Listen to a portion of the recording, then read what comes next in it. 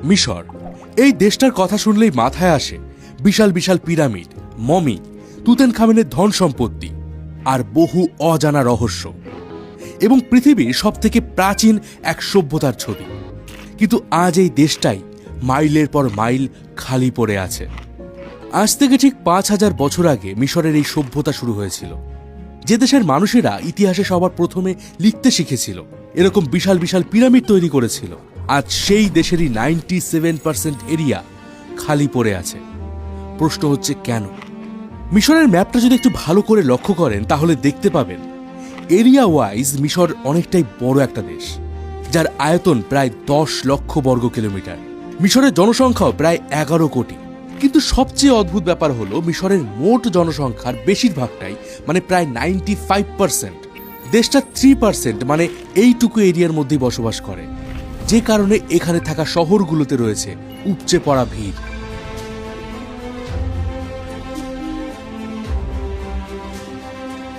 আবার অন্যদিকে মাইলের পর মাইল ফাঁকা জমি, যেখানে আপনি দূর দূর পর্যন্ত একটাও মানুষ দেখতে পাবেন না। এমনকি কয়েক হাজার বছর আগে যে এলাকাগুলোতে মিশরের প্রাচীন সাম্রাজ্য ছিল, দেশ বিদেশ থেকে মানুষের ভিড় জমত, সেই এলাকাগুলো একেবারে জনশূন্য। প্রশ্ন হচ্ছে এর আসল কারণ কি? এর পেছনে কি ফেরাওদের কোনো অভিশাপ লুকিয়ে আছে? তো আমি রয়েছে মিঠুন আপনার সাথে, আর আপনি দেখছেন রোমাঞ্চপিডিয়া। আমি আমার লাইফের ফার্স্ট ইন্টারন্যাশনাল ট্রিপ হিসাবে বেছে নিয়েছিলাম মিশরকে, আর এটা ছিল একটা সম্পূর্ণ স্লো ট্রিপ। আমি মিশরে টানা 15 দিন ছিলাম। এই 15 দিনে আমি মিশরের এ প্রান্ত থেকে অপর প্রান্ত সমস্ত ঐতিহাসিক এবং গুরুত্বপূর্ণ স্থানগুলোকে কভার করেছি। এখানের কালচার, এখানের ইতিহাস, এখানে রাস্তাঘাট, রাজনৈতিক, ভৌগোলিক অবস্থা সবকিছু একেবারে খুব কাছ থেকে পর্যবেক্ষণ করেছি এবং কথা বলেছি এখানে সাধারণ মানুষের সাথে। আর সত্যি বলতে মিশর সম্বন্ধে আমার যে সমস্ত ধারণা ছিল তাই 15 দিনে অনেকটাই বদলে গেছে। আর আশা করি এই ভিডিওটা শেষ হতে হতে আপনারও মিশর সম্বন্ধে অনেক ধারণাই বদলে যেতে পারে। তো চলুন শুরু করা যাক।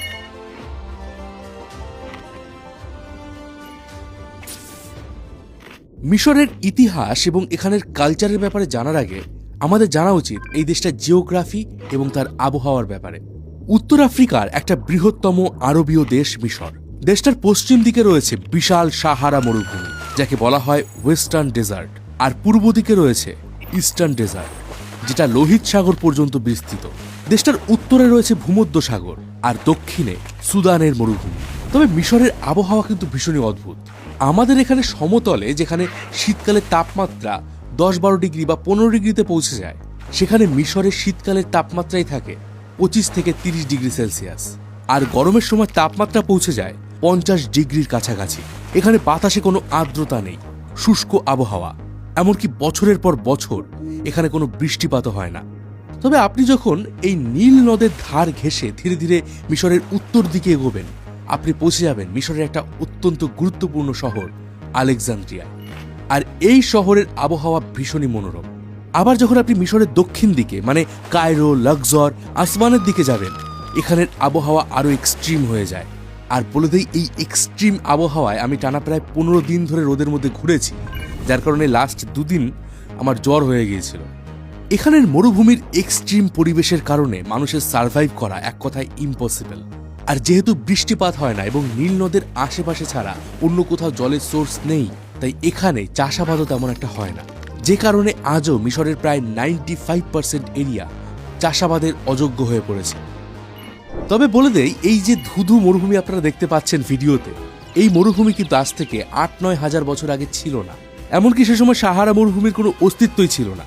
সে সময় এই অঞ্চলে ছিল বিশাল তৃণভূমি। অন্যদিকে আবার নীল নদের তীরে এত ঘনবসতিও ছিল না। মিশরের প্রাচীন মানুষেরা এই তৃণভূমিতে বসবাস করত। তবে ধীরে ধীরে যখন আবহাওয়ার পরিবর্তন হয়, তখন এই এলাকার উষ্ণতা বৃদ্ধি পায়, তৃণভূমি পরিণত হয় মরুভূমিতে। আর সেই মানুষেরাই জলের খোঁজে বিভিন্ন জায়গায় ঘুরে বেড়াতে শুরু করে, আর এরাই পরবর্তীকালে বেদুইন নামে পরিচিত হয়। এদের জীবনযাপন সম্পূর্ণ নির্ভর করত জল আর পশুচারণের জায়গার উপরে। তারা এক জায়গা থেকে আরেক জায়গায় ঘুরে বেড়াত। একসময় এরাই ছোট ছোট দলে ভাগ হয়ে বিভিন্ন দিকে ছড়িয়ে পড়ে। কোনো জায়গায় জল বা ঘাস পেলে সেখানেই তারা তাঁবু ফেলত, উট, ছাগল, ভেড়া চড়াতো। আবার জল শেষ হয়ে গেলে তারা নতুন জলাশয়ের সন্ধানে বেরিয়ে পড়ত। প্রথম দিকেই বেদুইনরা মেইনলি মিশরের পশ্চিম দিকে বসবাস করত, কিন্তু সময়ের সাথে সাথে যতই জলের পরিমাণ কমতে থাকে তারা পূর্ব দিকে অগ্রসর হতে শুরু করে। আর শেষমেশ প্রায় কয়েক হাজার বছর আগে এই মানুষেরা নীল নদের তীরে এসে বসতি স্থাপন করে। এখানে এসে তারা প্রথমবারের মতো প্রচুর জল, উর্বর মাটি, মাছ, গাছপালা এবং চাষের জন্য উপযুক্ত জমি খুঁজে পায়। আর এই প্রাচীন মিশরীয়দের কাছে এই জায়গাটা ছিল স্বর্গের মতো। আমরা ছোটবেলায় বইতে পড়েছি মিশরকে বলা হয় নীল নদের দান। কিন্তু কেন মিশরকে নীল নদের দান বলা হয় জানেন? আশা করি বুঝতে পারছেন। এই যে প্রায় ৭,০০০ কিলোমিটার লম্বা নীল নদ, এটা শুধুমাত্র মিশর নয়, গোটা পৃথিবীর সবচেয়ে দীর্ঘতম নদী। আর আগে প্রায় প্রতি বছরই নীল নদে বন্যা হতো। বন্যার জলে নদীর দুপাশ ডুবে থাকত, আর জল যখন নেমে যেত সেই জমিতে জমা হতো মোটা পলির আস্তরণ। আর এই উর্বর পলি মাটিতেই হতো চাষাবাদ। আর বলতে পারেন এই উর্বর জমির কারণে নীল নদের ধারে গড়ে উঠেছিল ইজিপশিয়ান সিভিলাইজেশন বা মিশরীয় সভ্যতা। আর ঠিক এই সেম কারণের জন্যই প্রাচীন মিশরের মেমফিস, থিবস, আলেকজান্দ্রিয়ার মতো বড় বড় শহরগুলো এই নদীর পাড়েই তৈরি হয়েছিল। এমনকি আপনি স্যাটেলাইট ম্যাপেও দেখতে পাবেন শুধুমাত্র নীল নদের আশেপাশেই সবুজের আভা রয়েছে। এখানে একটা ছোট্ট ইনফরমেশন দিয়ে দেয়, প্রাচীন মিশরীয়রা এই নীল নদের কালো মাটির জন্য এই দেশটির নাম রেখেছিল কেমেত। কারণ মরুভূমির বালি ছিল লাল রঙের, সেখানে তাদের কাছে এই কালো মাটি ছিল ঈশ্বরের আশীর্বাদ।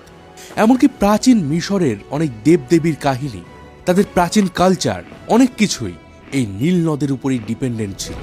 এবার আপনার মনে প্রশ্ন আসতে পারে, তাহলে মিশর এবং ইজিপ্ট এই দুটো নাম কিভাবে এলো? চলুন এবার সেই কাহিনী বলছি। আমরা এই যে বাঙালিরা এই দেশটাকে মিশর বলি, এই মিশর শব্দটা ভারতে এসেছে আরবীয়দের হাত ধরে। আরবীয়রা এই দেশকে মিস্র বলতো, যার অর্থ একটা পরিকল্পিত জনপদ, সভ্যতা। এমনকি কুরআনের সূরা আল বুকরাতেও এই মিস্রি শব্দটার উল্লেখ রয়েছে।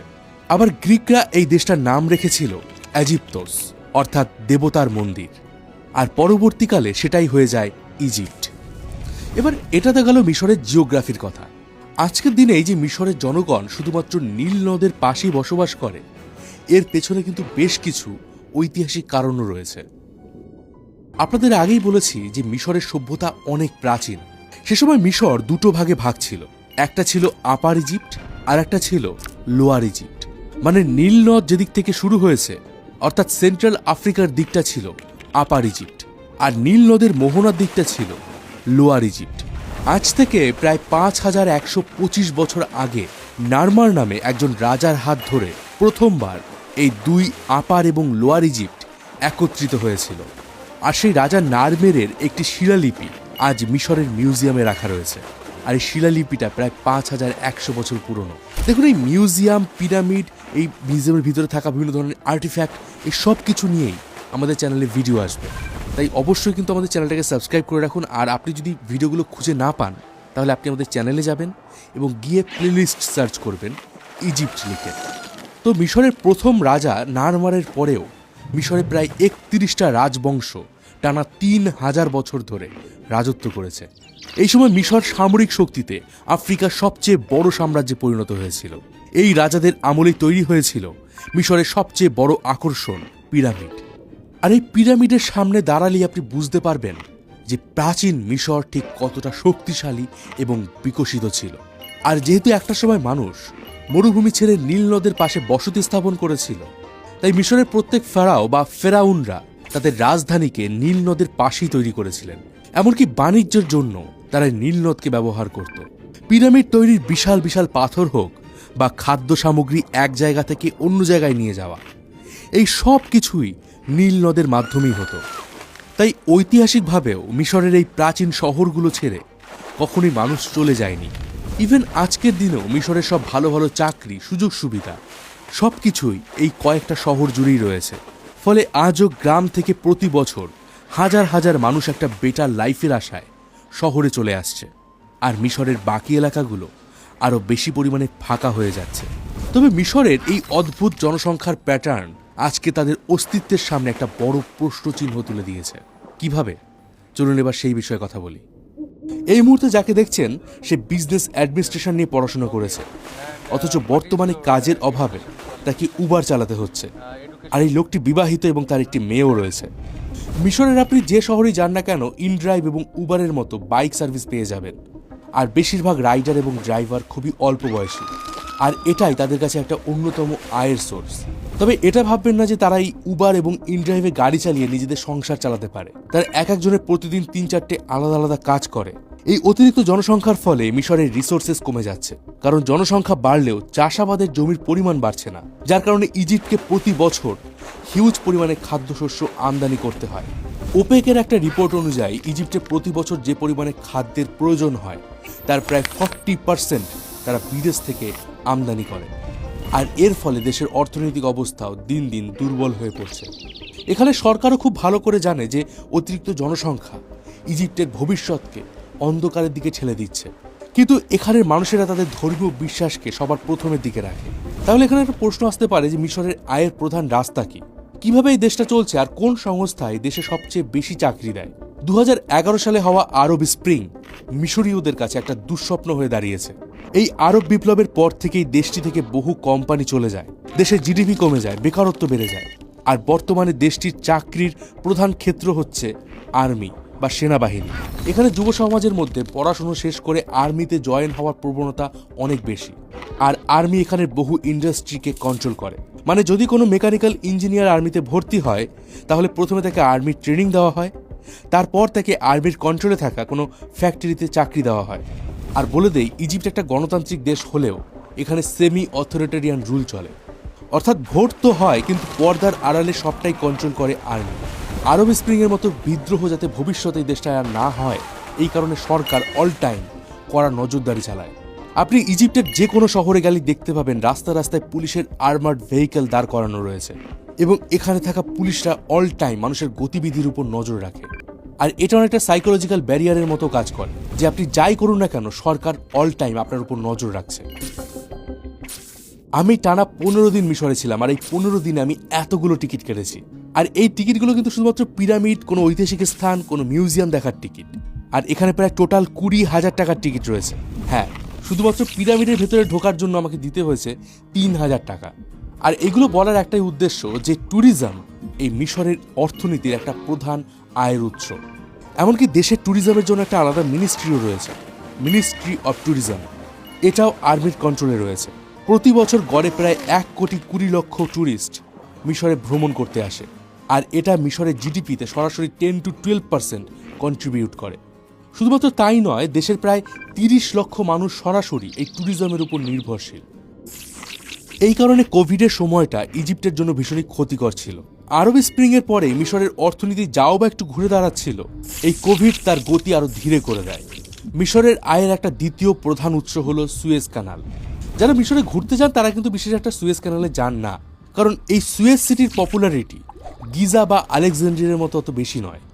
কিন্তু এটা মিশরের অর্থনীতি এবং বিশ্ব রাজনীতিতে মিশরের প্রভাবের জন্য ভীষণই গুরুত্বপূর্ণ। আমি কিন্তু এই সুয়েজ কানালে গিয়েছিলাম, আর সত্যি বলতে এই সুয়েজ কানালের পাশে বসে দেশ বিদেশের বিভিন্ন জাহাজ পাস হতে দেখা একটা অসাধারণ অনুভূতি আপনাকে দেয়। তো এই সুয়েজ কানাল থেকে প্রতি বছর মিশর প্রায় 7 থেকে 8 বিলিয়ন ডলার আয় করে। তবে আজকের দিনে ইজিপ্টের ইকোনমি ধীরে ধীরে থমকে যাচ্ছে। এখানে বাসা বেঁধেছে চাইনিজ প্রোডাক্ট। আপনি যদি কোনো বড় শপিং মলে যান, গেলে দেখতে পাবেন প্রায় 80% জিনিস চাইনিজ মেড, যা এই দেশের ক্ষুদ্র ব্যবসাকে আরও বাজেভাবে ধ্বংস করে দিচ্ছে। এমনকি ইজিপ্টের বিভিন্ন পাথরের তৈরি স্কাল্পচারও আজকের দিনে চায়না থেকে আসছে। কারোর মতো বড় শহরগুলোতে মেয়েরাও বিভিন্ন ধরনের চাকরি বাকরি করেন, কিন্তু আমি এখানে গাইডের থেকে জেনেছি একই কাজের জন্য এখানে ছেলেদের তুলনায় মেয়েদের স্যালারি কম হয়।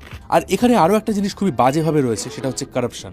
আরও একটা দুশ্চিন্তার বিষয় হচ্ছে মিশরের এই যে প্রাণ ভোমরা নীল নদ, তার জলও দিন দিন কমে আসছে। আর এর পেছনে প্রধান কারণ হচ্ছে আবহাওয়ার পরিবর্তন, এবং দ্বিতীয়টা ইথিওপিয়ান ড্যাম।